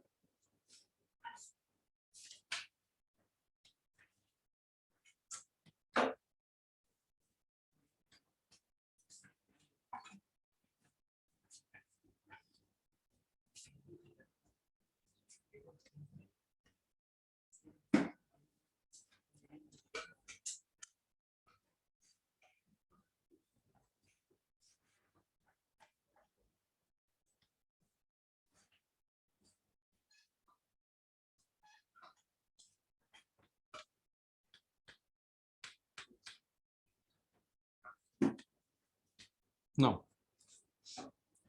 ये दो रेजिस्टेंस है यहाँ पे। जैसे मान लो कि अगर मैं इसको इस वाले फर्स्ट वाली पोजीशन पे कनेक्ट करता हूं और एक सेकंड वाली पे, या तो फर्स्ट पे कर सकते हो या सेकंड पे कर सकते हो, करंट फ्लो दोनों में करेगा। ई अपॉन जो भी, अगर इसका रेजिस्टेंस एस है तो ई अपॉन एस, और इसका रेजिस्टेंस आर है तो ई अपॉन आर, इसके अकॉर्डिंग कर जाएगा। ये आपका अननोन रेजिस्टेंस है। अननोन का मतलब क्या होता है? जिसकी वैल्यू हमें नहीं पता, जिसकी वैल्यू आपको निकालनी है। ठीक है, ये आपके स्टैंडर्ड रेजिस्टेंस है। स्टैंडर्ड रेजिस्टेंस क्या होता है? जैसे इसमें स्टड्स आएंगी वैसे बेसिकली आपकी, ये अलग अलग स्टड्स आ गई। अब आपको क्या है, हर एक स्टड के ऊपर रेजिस्टेंस की वैल्यू का पता होने वाला है कि किस पे कितना आएगा। तो ये वाला आपका नॉन हो गया एक तरीके से, स्टैंडर्ड रेजिस्टेंस है। आपको जो भी सेलेक्ट करना आप यहाँ पे सेलेक्ट कर सकते हो, इसके साथ कनेक्ट कर सकते हो, कर सकते हैं। इवन जैसे मान लो कि आपको वो कई मेथड किया स्टैंडर्ड में, वो निकालने वाला रेजिस्टेंस बॉक्स वाला, उस बॉक्स में से निकाल सकते हैं। तो आपको स्टैंडर्ड वाला ही वही तो बोलते हैं। जैसे मान लो आपको जितना भी रेजिस्टेंस पुट करना है आप इसके थ्रू कर सकते हो, स्टड्स के थ्रू, मतलब कि जितना आपको पुट करना है वो आपने यहाँ पे पुट कर दिया। नो, जैसे आप फर्स्ट वाली पोजीशन पे इसको कनेक्ट करोगे, ठीक है, कुछ करंट फ्लो करेगा और कुछ डिफ्लेक्शन आएगा। जैसे मान लो जो गैल्वेनोमीटर है उसने कुछ डिफ्लेक्शन दिया θ1, उसी अकॉर्डिंग आप करंट बताते हो, और सेकेंड टाइम पे करोगे तो कुछ डिफ्लेक्शन अलग आने वाला है। नाउ तो क्या करोगे आप? हमने यहाँ रेओस्टेट तो लगाया नहीं है। जैसे मान लो कि अगर 2 के ऊपर जब कनेक्ट करने पे इसमें करंट गई थी 3 एम्पियर, या जितने भी मान लो एंगल आया था आपका 30 डिग्री थीटा जब डिफ्लेक्ट किया था, तो हम क्या करें, इस रेजिस्टेंस को आगे पीछे करके हम भी 30 डिग्री का डिफ्लेक्शन लाके बता दें इतना है। ये तो स्टैंडर्ड रेजिस्टेंस है, इनकी तो वैल्यूज वैसे ही पुट होने वाली है। तो यहाँ क्या करना है, जैसे मान लो आपको इस पे नहीं जाना है कि गैल्वेनोमीटर में दोनों में डिफ्लेक्शन इक्वल है, और वो हो भी नहीं सकता। तो इसका बेसिक एक ही तरीका है, आप एक काम करो, जब फर्स्ट पोजीशन से कनेक्ट होता है तो इसका डिफ्लेक्शन एंगल देख लो θ1, वैल्यू है तो वैल्यू देख लो करंट की, अगर थीटा है तो थीटा देख लो। क्या होगा, थीटा किसके इक्वल होगा? इक्वल या प्रोपोर्शनल बोल लेते हैं, किसके प्रोपोर्शनल होगा? ई अपॉन एस, मतलब आई आई आता है ना थीटा का, मतलब करंट, करंट के बेस पे डिफ्लेक्शन आने वाला है, तो ई अपॉन एस।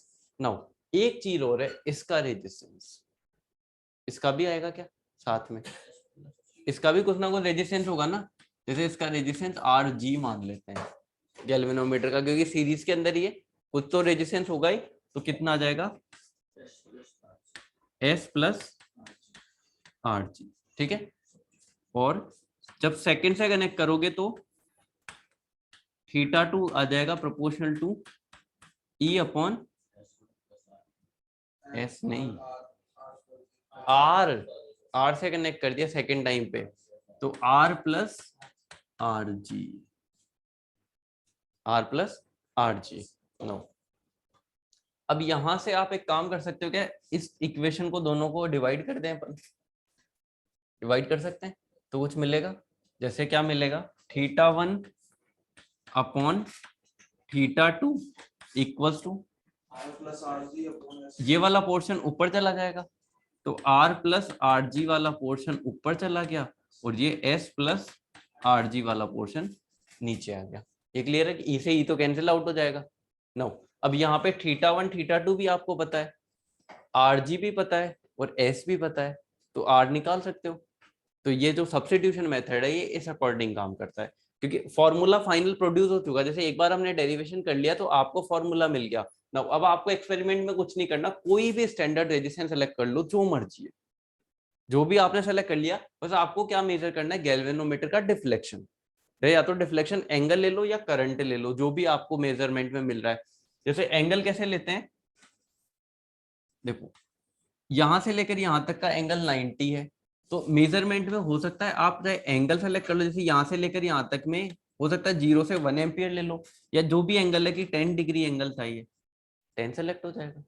एंगल भी ले सकते हो ना, तो चाहे एंगल ले लो चाहे वो वैल्यू ले लो। अब यहाँ से आप स्मॉल मतलब सॉरी आर की वैल्यू निकाल सकते हैं, जैसे कितनी आ जाएगी, अगर लिखें तो पूछेगा नहीं, फॉर्मूला रटना नहीं, मैं नॉर्मल बता रहा हूँ।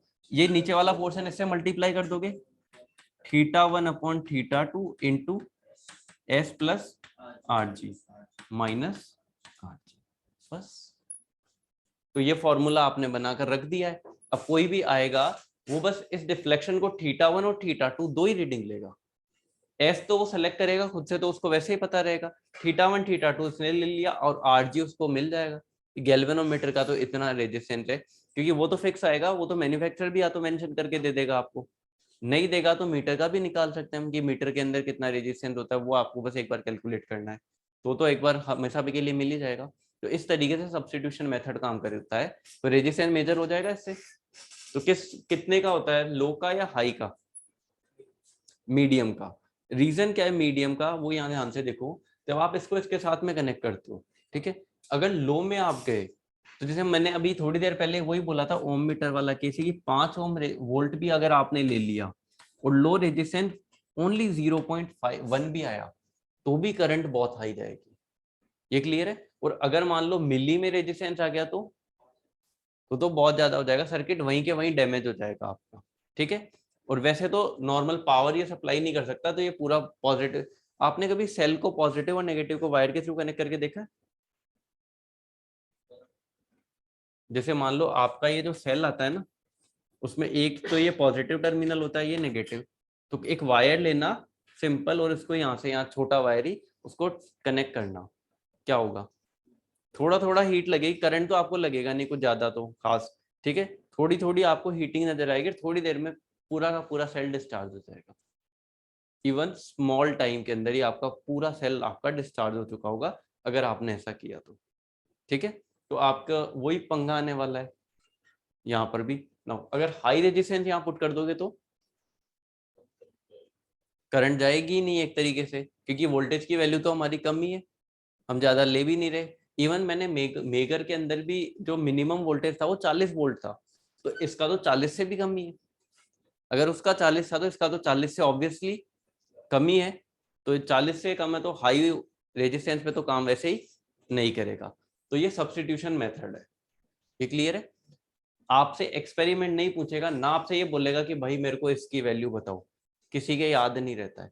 और अगर बाय द वे आ जाए, ये याद नहीं रखना है, क्योंकि फालतू में इनके चक्करों में नहीं पड़ना है, बस ये तो पता है कि I1 होता है E अपॉन ये, और सेकंड टाइम पे ये आएगा, तो दोनों का वहां रेशियो ले लेना, बस वहीं पे कैलकुलेट कर लेना।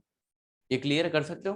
तो समझने के लिए इसको लिखना, डायग्राम को थोड़ा याद रखना है बस, इसके अलावा कुछ नहीं। तो सब्स्टिट्यूशन थ्योरम किसके लिए काम आती है? सब्स्टिट्यूशन मेथड मीडियम रेजिस्टेंस को कैसे।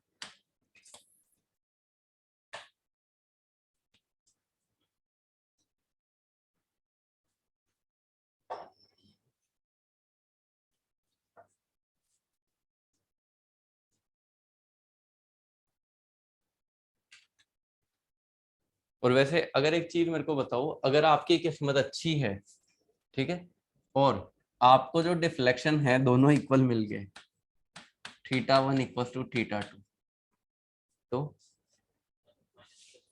नहीं, θ1 और θ2 दोनों इक्वल मिल गए,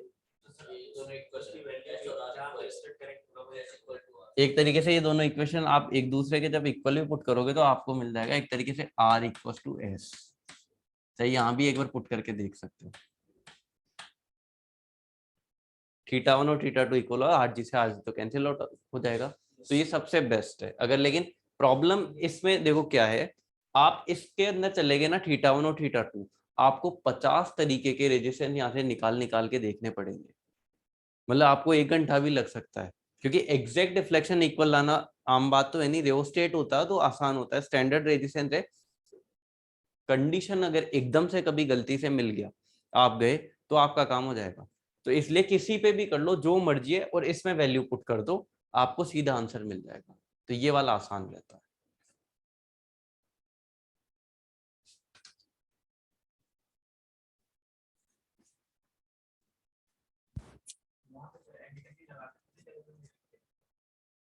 लगा लो।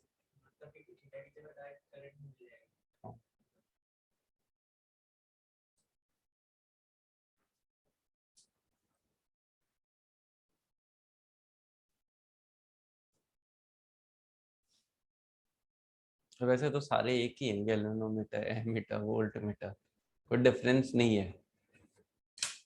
इवन वॉट मीटर भी वही निकला, जैसे इंडक्शन वाला ही एमीटर बन जाता है, इंडक्शन ही वोल्ट मीटर बनता है, वही इंडक्शन वाट मीटर बन जाता है, वही इंडक्शन एनर्जी मीटर बन जाता है।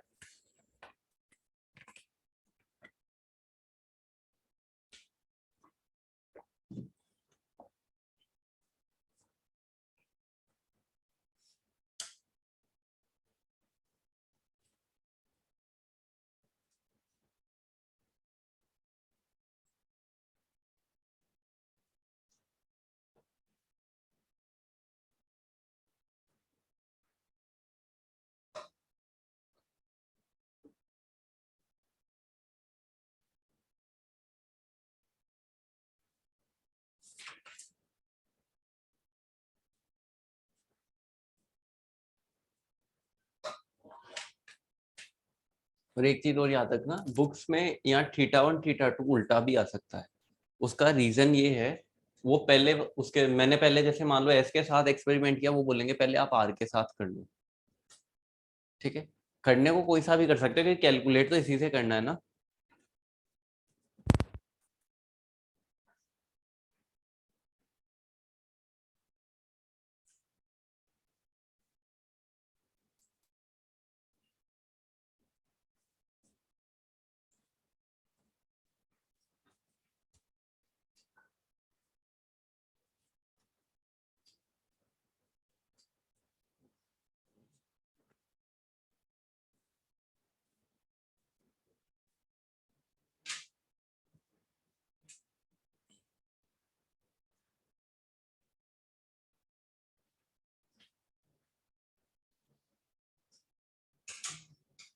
हो गया एडवांटेज।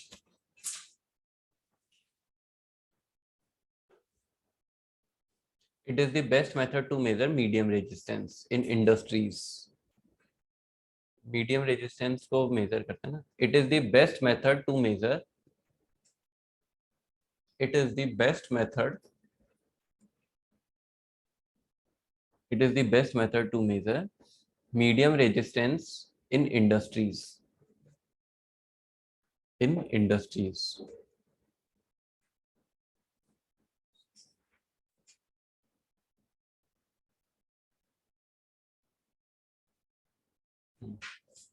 डिसएडवांटेजेस क्या क्या होंगे?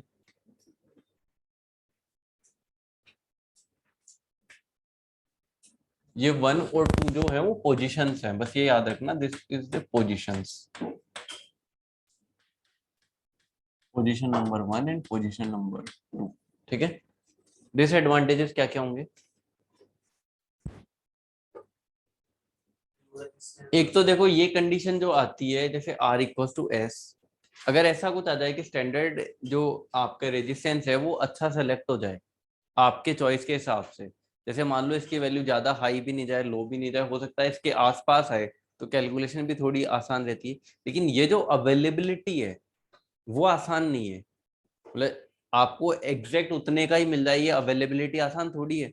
तो वो अवेलेबिलिटी आसान नहीं है, तो थोड़ा सा मेथड टफ बन जाता है। वीए मेथड जो था नॉर्मल वाला, उसमें क्या करते हैं, वीए मेथड भी मीडियम के लिए लिया था ना हमने, तो वीए में क्या था, वोल्ट मीटर की रीडिंग देखी, एम मीटर की रीडिंग देखी, डिवाइड कर दिया, आपको सीधा सीधा रेजिस्टेंस मिल गया। जैसे यही तो था इधर कहीं, ये रहा, ये मिल गई। नाउ आपको जो रेजिस्टेंस की वैल्यू आ रही है उसमें R A plus R L मतलब मीटर का रेजिस्टेंस भी है, अगर मीटर का रेजिस्टेंस पता है तो इसमें से माइनस कर दो। कैलकुलेशन लेंदी है या आसान है? आसान है। इसमें कैलकुलेशन लेंदी बन रही है, ये भी तो एक डिसएडवांटेज ही है। तो इसमें लिखो एक तो the choice of availability of, the choice of availability, the choice of availability of standard resistance dial switch, the choice of availability of standard resistance dial switch, standard resistance dial switch।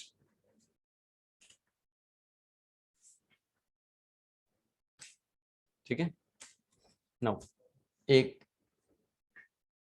Change in battery due to ageing effect, हाँ, change in battery EMF, change in battery EMF due to ageing effect, due to ageing effect, जैसे जैसे as बढ़ती है battery के voltage में भी change आएगा। Next, change in battery EMF due to more current drawing capacity, change in battery EMF due to more current drawing capacity। वैसे ये दोनों जो डिसएडवांटेज अभी वाले हैं ये कोई डिसएडवांटेज वैसे है नहीं। Change in battery EMF due to more current drawing capacity, more current drawing capacity. ठीक है, एक काम कर लो, उस वाले क्लास में चलो। ठीक है,